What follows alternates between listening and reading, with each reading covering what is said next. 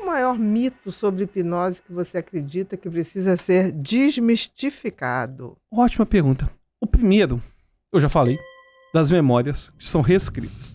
Pô, mas eu vou fazer mais uma pergunta, né? Mais uma resposta que envolve o mito da hipnose, que é a noção que eles têm de subconsciente.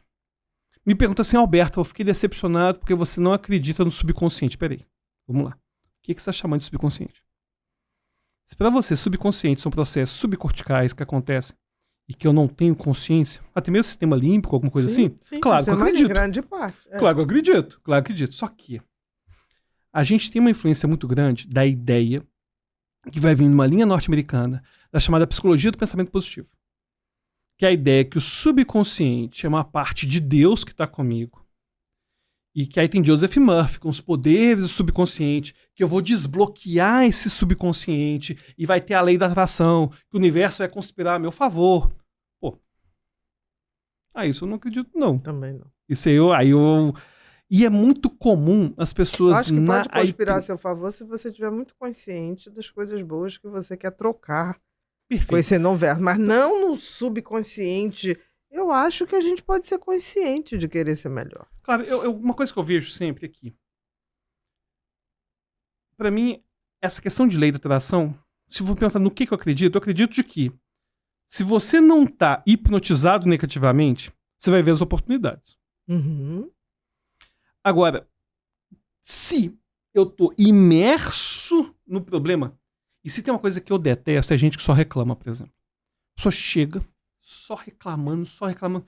E aquilo nos contagia. Não vou usar uma perspectiva aqui holística de ser uma energia. Não, pô, mas pode ser algo não verbal, alguma coisa assim que acaba nos contaminando. E essa ideia do subconsciente é uma ideia que me incomoda.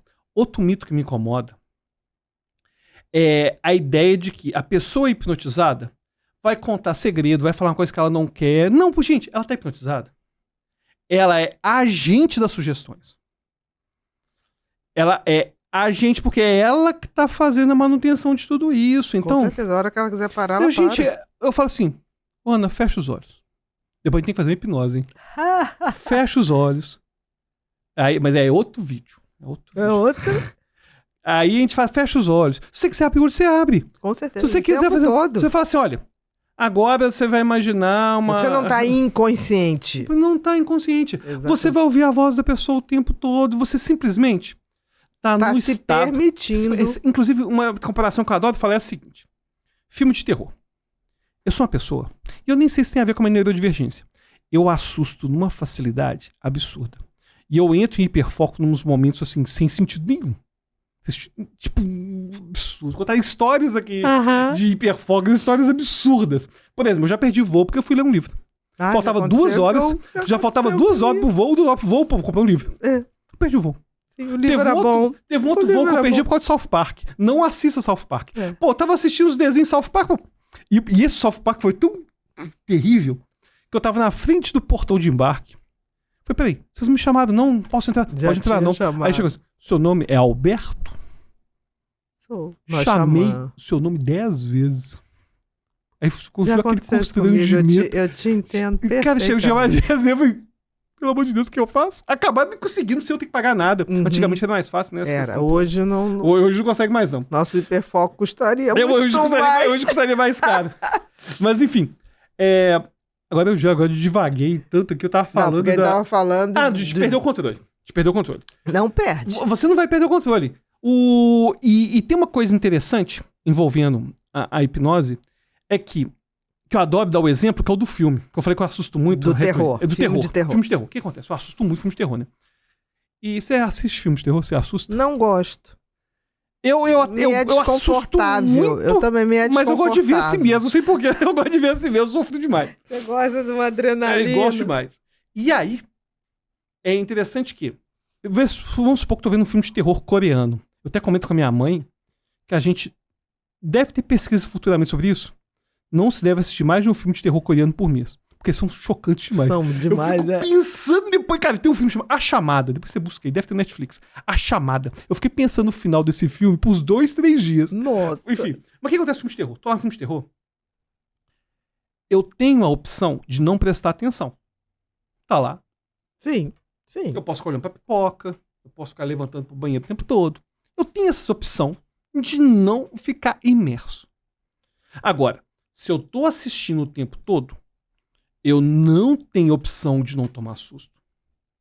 E se eu tô assistindo o tempo todo, eu posso a qualquer momento interromper e ir embora. Uhum. Hipnose é assim. Ou seja, eu consigo... Você tem que se permitir. Eu tenho que permitir, principalmente, engajar. A hipnose, ela é muito mais... Tem muito mais a ver com engajamento que crença. Entendi. Porque a pessoa, na boa, ninguém acredita que vai ser altamente hipnotizável. Muita gente vai ser altamente hipnotizável e as pessoas não acreditam, enfim. Mas o engajamento tem que acontecer. Ou seja, a participação, o engajamento, você tem que sentir aquilo. Porque você tem que imaginar o que está sendo feito. Exatamente. Agora... Você é agente da sua imaginação. Você é agente da sua imaginação, perfeito. Então o ponto é que, na hipnose, eu tenho um poder de veto o tempo todo. Inclusive, existe um debate, né? O meu mestrado foi em filosofia da mente, em psicologia jurídica, sobre livre-arbítrio. Se existe, não existe, bom, não existe. Mas o ponto é que os cientistas frequentemente vão falar assim, olha, o free will não existe, mas o free want existe. Ou seja, free will, que seria livre-arbítrio. E o free want seria essa brincadeira do não, tipo, de eu querer inibir. O sistema inibitório funciona. Ou seja, eu sou livre, realmente livre, para a consciência bloquear aquilo que está emergindo em relação a comportamento. Eu tenho essa questão inibitória. Você tem essa responsabilidade. A gente tem essa questão capaz de fazer isso. E na hipnose eu também sou assim. Ou seja, se a qualquer momento eu achar que aquilo está incomodando, pô, eu posso interromper. Eu posso interromper, abrir o olho e ir embora. Eu não vou ficar, na verdade, as pessoas imaginam, ao ver a pessoa muito relaxada... Não, a pessoa acha que você está quase anestesiado. Exato, está vulnerável. Cirurgia. Não é a mesma coisa. Não é assim, você está vulnerável quando você está anestesiado no centro cirúrgico. Ali você está totalmente vulnerável. Com certeza. Agora, na hipnose, não. Então, na hipnose, você não vai fazer nada que você não quer, você não vai contar segredos, não vai ficar preso naquilo. Você vai fazer aquilo que você quer. Exatamente. Certo? E que se dispõe a fazer. Claro. Né?